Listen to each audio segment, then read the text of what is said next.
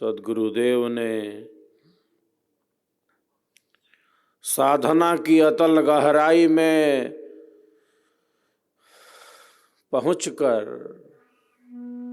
अध्यात्म के सर्वोच्च शिखर को प्राप्त किया।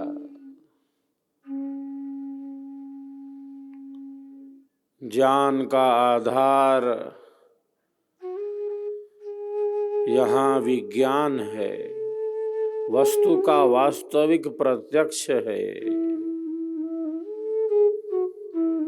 ज्ञान का आधार समाधि का अनुभव है। ज्ञान का आधार परमानंद है। ज्ञान का आधार आत्मिक भूमि है। ज्ञान नित्य है। जिस प्रकार परमात्मा नित्य है।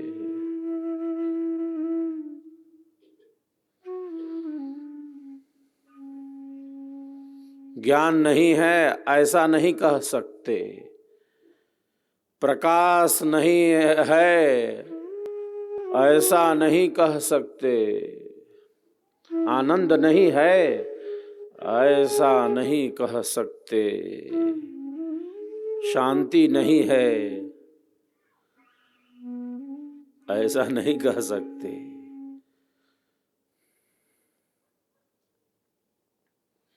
ज्ञान नित्य है।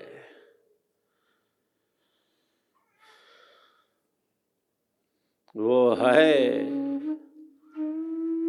निरंतर चिरंतर, क्योंकि ज्ञान का मूल परमात्मा है। इसलिए सृष्टि प्रलय में चली गई, सब सुप्तावस्था में है।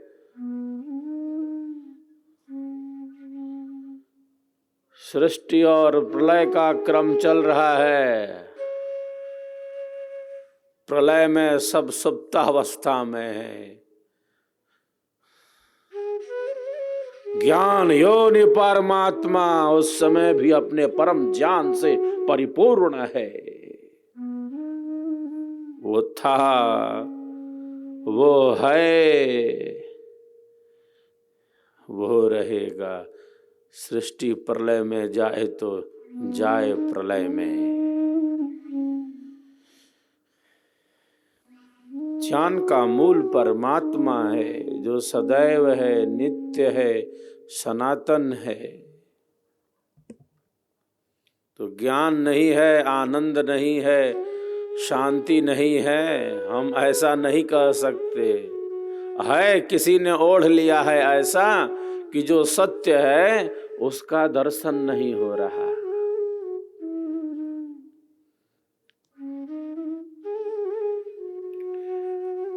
कुछ है ऐसा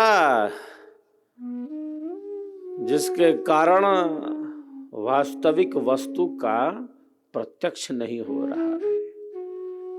कुछ ओढ़ लिया है और जो है उसका दर्शन नहीं हो रहा। वह नहीं है ऐसा नहीं कह सकते। प्रकाश नहीं है, सूर्य नहीं है। अरे बादलों ने घेर रखा है, बादलों ने घेर रखा है। प्रकाश है, रोक रखा है। आनंद है, रोक रखा है किसी ने। शांति का समुद्र हमारे भीतर है, रोक रखा है किसी ने। ओढ़ लिया है कुछ।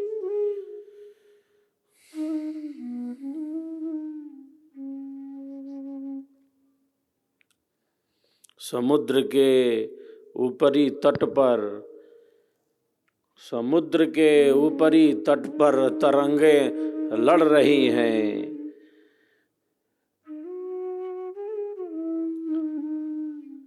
और तरंगों के लड़ने से चित्र विचित्र दृश्य दिखलाई पड़ रहे हैं।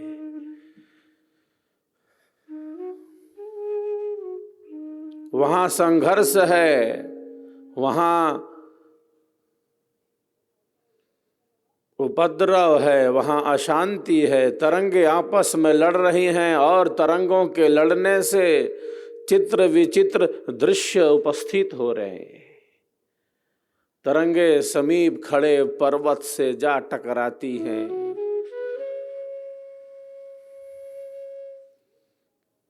पर्वत खड़ा है, तरंगे टकराकर वापस लौट आती हैं। मैं, तू, यह, वह, ये तरंगे हैं जो लड़ रही हैं।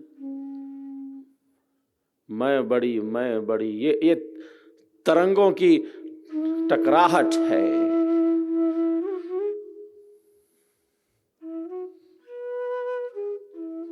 जहां संघर्ष है, अशांति है, अस्थिरता है, चंचलता है,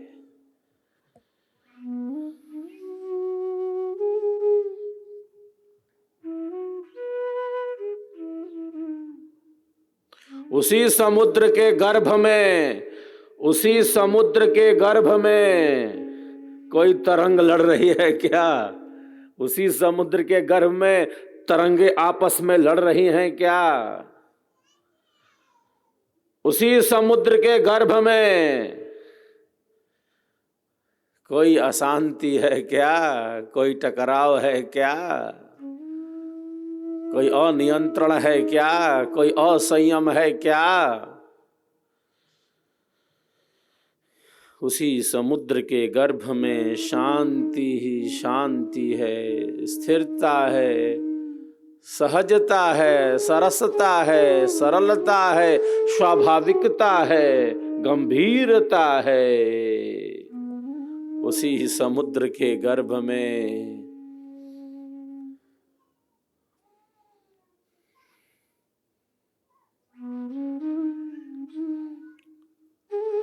शांति ही शांति है, नीरवता है, स्तब्धता है, सहजता है, सरसता है, सरलता है, स्वाभाविकता है, गंभीरता है। वहां पहुंचने वाला इसका अनुभव करता है। जो वहां पहुंच सके, गहरे पानी पहेट, जो बाहर से देखता है वो तो देखता है कि तरंगे हैं, लड़ रही हैं आपस में।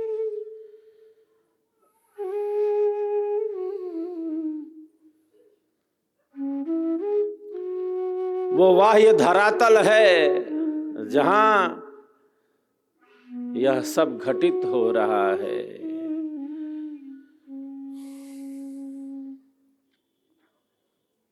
समुद्र के गर्भ में कोई टकराहट नहीं है। हमारे भीतर नहीं है शांति, हमारे भीतर नहीं है आनंद, हमारे भीतर नहीं है तो कहाँ है?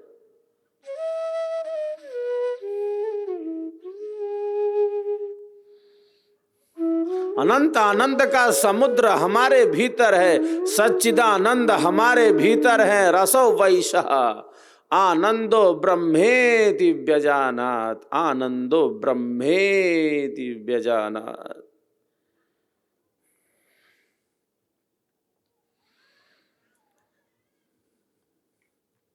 ब्रह्म ही आनंद है।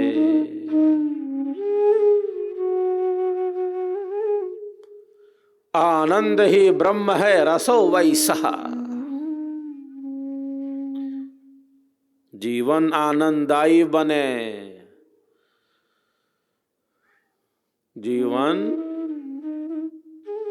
आनंददायी बने। कोई हताशा, कोई निराशा, कोई कुंठा, कोई अवसाद, कोई अनियंत्रण हमारे जीवन की सहजता, सरसता, सरलता और स्वाभाविकता को नष्ट न कर दे। क्यों? क्योंकि जीवन का आधार परमात्मा है, वो आनंदमय है। हमारा भी जीवन आनंददायी बने, आनंददायी बने।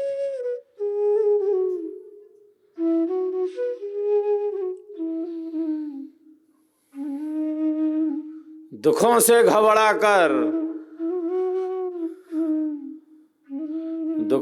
घबराकर ये कहते हैं कि मर जाएंगे। दुखों से घबराकर ये कहते हैं कि मर जाएंगे। अरे यदि मरकर भी चैन न पाया, अगर मरकर भी चैन न आया तो ये किधर जाएंगे? मन की निम्न भूमिका से जीवन हताशा, निराशा, कुंठा, अवसाद, अनियंत्रण, असंयम और स्थिरता में घिर जाता है। जैसे मन वही है, एक उसी मन की ऊंची भूमिका है और एक उसी मन की निम्न भूमिका है।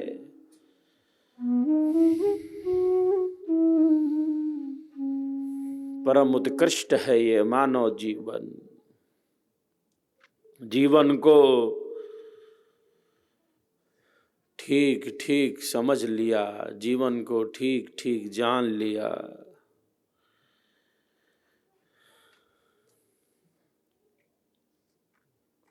इसका अर्थ है परम सत्य का अन्वेषण कर लिया।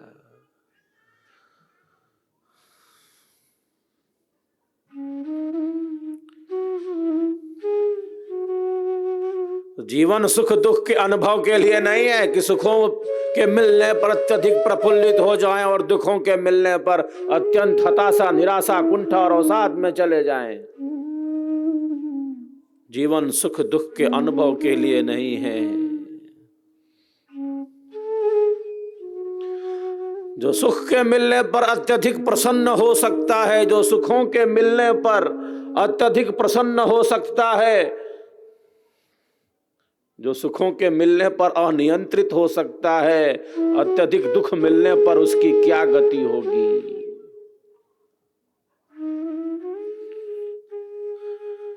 जो सुखों की प्राप्ति में अत्यधिक प्रसन्न हो सकता है, वो दुखों की प्राप्ति होने पर अत्यंत गहरी निराशा, हताशा, कुंठा, अवसाद में जा सकता है।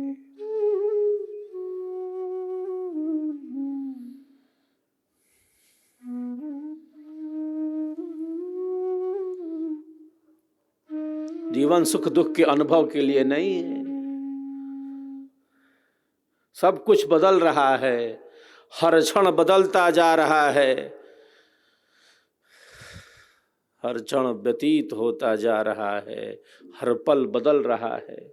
कोई वस्तु यहां स्थिर रहने वाली नहीं है।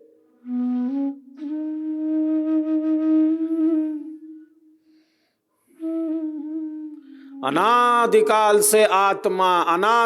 से आत्मा शुभाशुभ कर्मों को करता हुआ इस संसार सागर में है। अनादिकाल से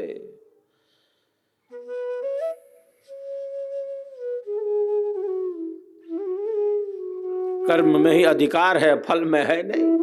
ऐसा नहीं कि शुभ कर्मों का फल हम प्राप्त कर लें और अशुभ कर्मों का फल आने लगे तो कहे कि नहीं, मैं इन्हें नहीं भोगूंगा। ऐसा अधिकार नहीं कि शुभ का फल शुभ रूप में प्राप्त कर लूं और जब अशुभ का पाप कर्म का फल आए तो मैं इन्हें स्वीकार नहीं करूंगा। ऐसा नहीं कह सकता, क्योंकि अधिकार केवल कर्म में है, उसके फल में नहीं।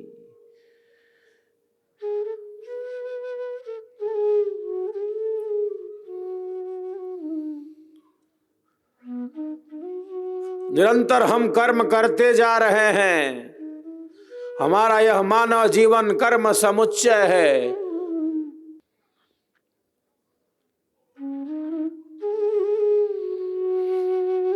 दूसरे शब्दों में हम कहें, हमारा यह मानव जीवन कर्मों का कोष है, कर्मों का कोष।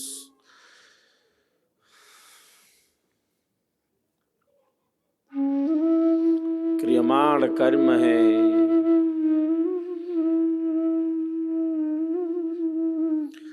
संचित कर्म है,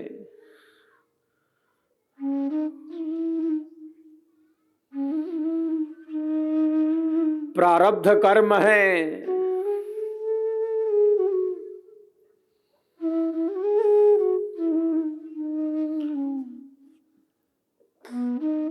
कुछ कर्म हमारे शुभ हैं।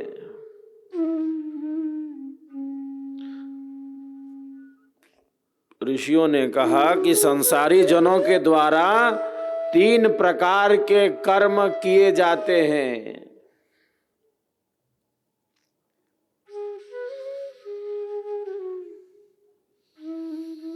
शुभ कर्म, अशुभ कर्म और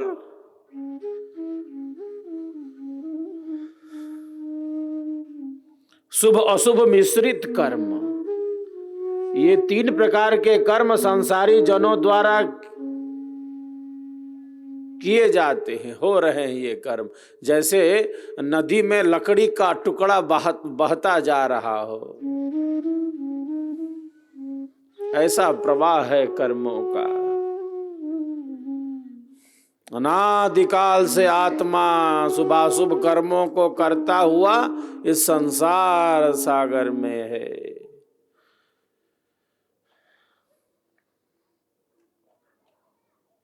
सुषुप्ति में भी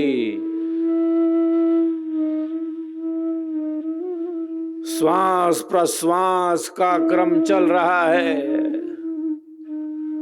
प्राण जगे हैं। गाढ़ी नींद में भी प्राण जगे हैं, कर्मशील हैं।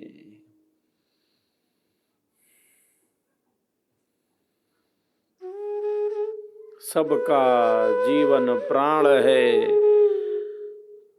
सबका एक आधार, अज अद्वैत अनाम है, परम पुरुष करतार, परम पुरुष करतार।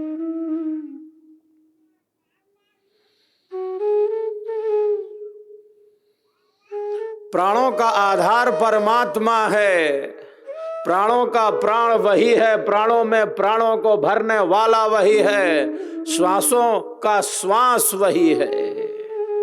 आत्मा के अंदर अंतरात्मा रूप से वही स्थित है।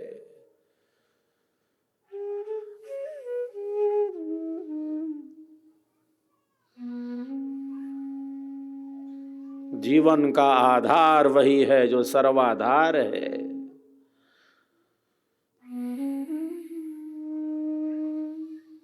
जीवन का आधार परमात्मा है। समस्त जड़ जगत, समस्त जड़ चेतन सृष्टि उसी से संपादित है, चल रही है, गतिमान है।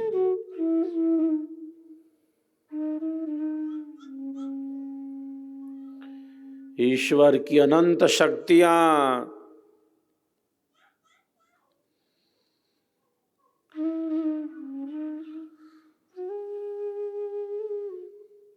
ईश्वर की अनंत शक्तियां निरंतर कर्मशील हैं, या यूं कहें निरंतर सेवा में हैं।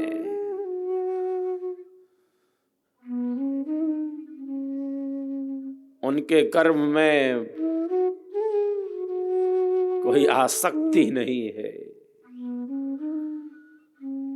वृक्ष कबहु नहीं फल भखे, नदी न संचय नीर, परमारथ के कारणे साधुन धरा शरीर।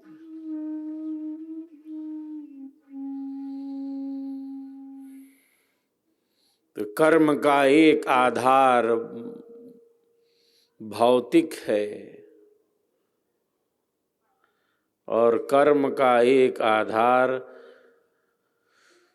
चेतना की एक दिव्य स्थिति है।